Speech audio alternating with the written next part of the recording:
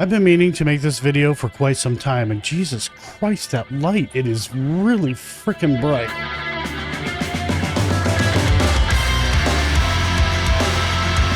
The past few months I have seen in Facebook groups and even comments on YouTube channels and such about people getting a pass for using gear that debunkers, including myself, shit on. And these are legit paranormal investigators that are using REM pods, music boxes, the spirit box, and other kind of gear. I honestly thought it was pretty obvious why they were using these devices, but apparently not. There are things that do go on that you guys don't see before we even start doing our investigation.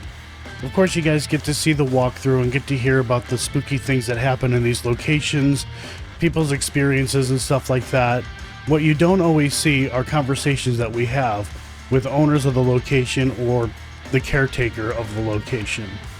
Almost every location that we go to, they tell us almost every team that goes into their location, they seem to get pretty good responses using a REM pod, using the music box, or even a spirit box.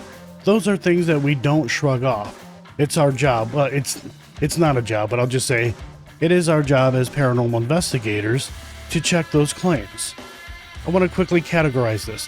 So you have people out there who absolutely, without a doubt, believe that the stuff that they're using, the REM pod, spirit box, music box, whatever else it is that they use, is communicating with a ghost or whatever. No matter what any of us say or do, they're going to continue to use that equipment because they honestly believe that they are communicating with something through those devices and even apps. Then you have others out there who are deceiving people and maybe even fooling themselves. That every time a REM pod or some other piece of equipment goes off, that it's a ghost, they're going to create a narrative around it and throw a video out there. Then you have investigators out there who do use the gear, and they're using it for a couple of reasons. One is going back to the claims at a location. Again, if we're told that there's claims that a REM pod goes off and they believe it's communication, or they're getting communication through like the spirit box or whatever, we're not going to shrug that off. Again, we're supposed to look into those claims. We're supposed to check out the claims and look for logical explanations. Even on my channel, I'll use the REM pod, I'll use the spirit box or whatever else I have because I am checking the claim. I'm trying to figure out what is going on. Usually nothing happens, and a lot of times it can be explained. I'm not trying to deceive anybody or anything like that, and neither are a lot of other people, but again, we're checking into the claims. That's what we're supposed to be doing. Then you have another group that's using this equipment, but they're also using other equipment not related to investigating the paranormal to see if that equipment is being set off by something natural. Then you have groups of people out there who are simply testing the equipment or using it in ways that have nothing to do with the paranormal. Going back to my channel, sometimes I use the equipment to see if I can spot something natural or man-made that is setting off the equipment. There are other people out there who also use the equipment, but for completely different reasons. And that is to see if they can come up with a better way of helping us do investigations. Another thing that I want to bring up, it is widely accepted and believed in the paranormal field that ghosts, spirits, whatever, can do all kinds of things, such as push people, scratch people, possess people, mess with electrical appliances, opening and closing doors, knocking on walls, creating footsteps or other sounds, turning TVs on and off or radios on and off, getting EVPs or disembodied voices. Real quickly about the EVP thing, I heard somebody say that they don't accept an EVP if it's not captured on all of their devices.